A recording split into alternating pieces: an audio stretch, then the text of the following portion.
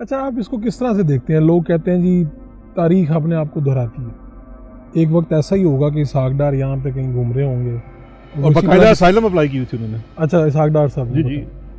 तो वो किसी ना किसी को बताते होंगे कि मैं तो जिला वतनी की ज़िंदगी गुजार रहा हूँ। वैसे ही था जी। लाहौर में उनका जो घर था उसके ऊपर पनाहगाह बना दी गई थी और ऐसे ही कुछ चल रहा था, बात हो रही थी कि उनको वापस लाया जाए। आज एग्जैक्टली आपका या और जिस तरह के जो वज़ीर रहे हैं सबके साथ यही हो रहा है कि जिनको वापस लाया जाए। हम बात कर रहे हैं, कई मतलब वज़रा ने कहा जी शहजाद अकबर को हमने वापस लाना है, ऐसा सुना ही होगा आपने। तो क्या इसे अब आप क्या कहेंगे? यानी देखिए, दो चीज़ें हैं। ये टॉपिक बड़ा यानी हुस्न इत्तेफाक है। नहीं, हुस्न इत्तेफाक भी है लेकिन इसमें इतना इत्तेफाक नहीं है। दो इसमें है, बहुत सारे लोगों को ये बात पसंद नहीं आएगी। देखिए, दो चीज़ें हैं। अभी कल एक ऑडियो लीक मैंने की है, पता नहीं अब उसके ऊपर कौन से पर्चे होते हैं या क्या होता है, लेकिन उस ऑडियो लीक के अंदर अगर आप 16 मिनट में देखिए कि इमरान खान का इस्तेदलाल क्या है। इस वक्त नैब को या नैब के कानून को पूरे पाकिस्तान में एक ही बंदा भुगत रहा है ना, वो इमरान खान और उसकी बीवी है। यानी कि नैब का इस वक्त जो भी जुल्म है या जो भी केस है वो सिर्फ इमरान खान के खिलाफ है, वरना उसी तोशाखाना के अंदर जरदारी साहब और नवाज शरीफ साहब दोनों को बाइज्जत बरी कर दिया गया। नैब ने लिख के दे दिया हम परसुई नहीं करना चाहते, यानी कि इनके तोहफे हलाल और खान साहब के तोहफे हराम। ठीक है। और खान साहब भुगत रहे हैं। और ये सुप्रीम कोर्ट के जजेस ने भी उनको कहा कि खान साहब आपकी अगर ये अपील, अगर हम आपकी बात माने तो आप पे तो और सख्ती होगी और ना माने तो आप बच जाएंगे। तो लेकिन इमरान खान ने ये कहा कि देखिए जो नैब है ये पॉलिटिकल इंजीनियरिंग का इदारा तो था ही, लेकिन अब बिल्कुल बन चुका है, इसमें कोई दूसरी राय नहीं है। लेकिन इसमें कानून का मसला नहीं है, मसला तो लोगों का है ना, मसला तो इसके पीछे जो लोग बैठे हुए हैं वो हैं। अब ये जो इसहाक डार पहले इधर था, देखें हर किसी का केस अपने मेरिट के ऊपर देखना है। मैं अपनी चीज़ों का जवाबदेह हूँ, इसहाक डार अपनी चीज़ों का जवाबदेह, नवाज शरीफ, जरदारी, इमरान खान, सारे लोग। मैं उनके ऊपर बात नहीं करता। मैं कभी भी अपने आप को, ये बात मेरे लीडर को भी पसंद नहीं आएगी कि मैं ये कहूँ कि यार इसहाक डार के ऊपर केस गलत बना था या सही बना था, क्योंकि मेरा एहतसाब के ऊपर मैं ये कम अज़ कम सेफली ये क्लेम कर सकता हूँ कि एहतसाब का जो हालिया दौर है तकरीबन 2002-03 से, तो मैं इसके साथ मुंसलिक रहा हूँ, क्योंकि पहले मैंने बतौर एडवाइज़र नैब में भी काम किया, प्रोसिक्यूटर के तौर पे भी काम किया, इस चीज़ को शुरू से देख रहा हूँ, हमारी हुकूमत के अंदर भी काम किया। तो नैब से मेरा वास्ता बहुत पुराना है।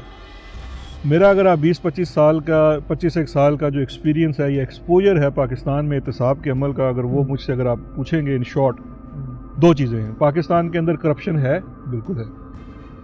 आपके पॉलिटिक्स से मुतल्लिका लोग करप्शन में इन्वॉल्व होते हैं, वज़ीर बनते हैं, उनके करप्शन के इश्यूज़ होते हैं, बिल्कुल होते हैं, ये अपनी जगह मेरिट है।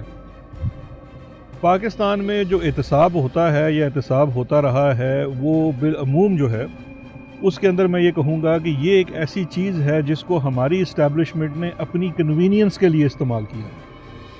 वो कन्वीनियंस क्या है कि आपने एहतसाब का अमल शुरू किया, एक सख्त शिकंजा लगाया, सियासतदान को उसके अंदर फंसाया और उसको कहा कि देखो ये हमारे पास है, ये तुम्हारे करतूत हैं जो आजकल कर रहे हैं। ठीक है। और फिर अपनी बात मनवा ली और अपनी बात सिधा लिया ना।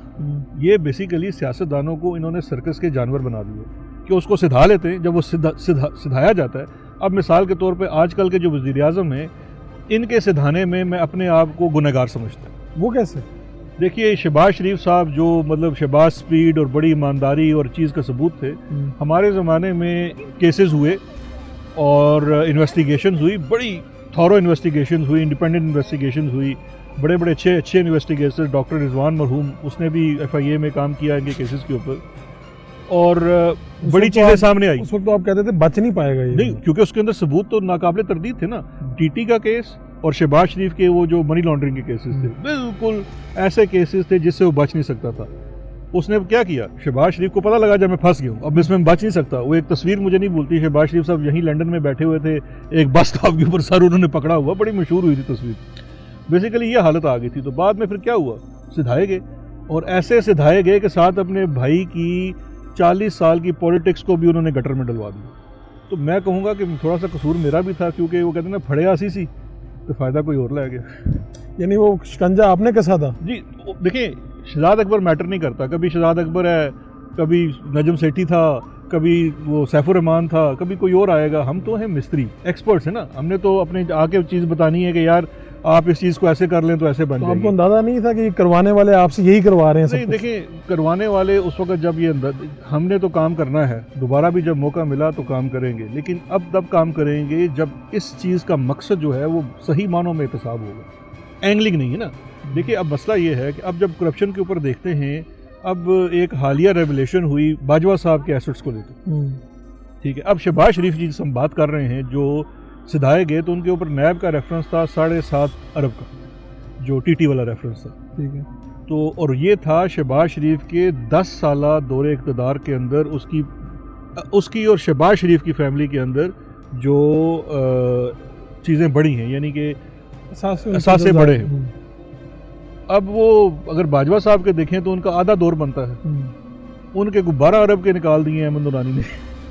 तो फिर इससे तो ये साबित होता है कि यार सियासतदान जितना मर्जी करप्शन कर ले वो एक जर्नैल से ज़्यादा नहीं कर सकता, लेकिन उनसे कोई जवाब तलबी नहीं होती, उनसे कोई सवाल नहीं होता। तो अब आप समझते हैं कि सियासतदानों को सिर्फ फ्रेम किया जाता है, करते भी हैं? मतलब नहीं, सियासतदान करते हैं ना, क्यों नहीं करते? ये तो देखें किसी जगह नहीं लिखा। जो करप्शन के ऊपर फंसाया जाता है, मैं हर केस की बात नहीं करता, लेकिन अब मिसाल के तौर पे मैं आपको एक और बताता हूँ। जब हमारे दौर में ये नैब काम कर रहा था तो 3-4 मीटिंग्स होती थी जिसके अंदर ये डिस्कशन होती थी, और उस मीटिंग्स के अंदर एजेंसियों के लोग भी होते थे, वाईसाई के बैठे होते थे, डीजीज बैठे होते थे, सीनियर लेवल बैठे होता था, और कभी कभी केसेस भी डिस्कस होते थे, मेरिट्स देखे जाते थे। अब ये जो केस बनाया गया था मिफ्ता इस्माइल के ऊपर और शाहिद खाकान के ऊपर और इवन एहसन इकबाल के ऊपर, मेरे तो कुछ दोनों से, ताकि शाहिद खाकान भाई साहब मुझसे वैसे ही बहुत ज़्यादा वो थोड़े से जिच होते थे, पता नहीं क्यों, आई डोंट नो। लेकिन मैंने हर मीटिंग के अंदर ये कहा कि शाहिद खाकान अब्बासी और ये केस फजूल केस है, इसमें कुछ नहीं, इसमें कुछ भी नहीं है। सिमिलरली जो केस था एहसन इकबाल का, वो आई थिंक उनके नारोवाल यूनिवर्सिटी वाला, देखिए ये जो केसेस होते हैं ये उसमें भी कुछ नहीं था, फजूल केसेस होते हैं यार। देखिए ना, मिसाल के तौर पे इन केसेस को अब साबित क्या है। अब मैं कहता हूँ जी ये मैं यहाँ का वजीर हूँ या इस इलाके में यूनिवर्सिटी बनेगी, तो अब मेरे ऊपर आप कैसे साबित करेंगे कि इस यूनिवर्सिटी के जो लेने देने में मैं, देखिए वो आप PWD का काम है या दूसरी वजारत का काम है, तो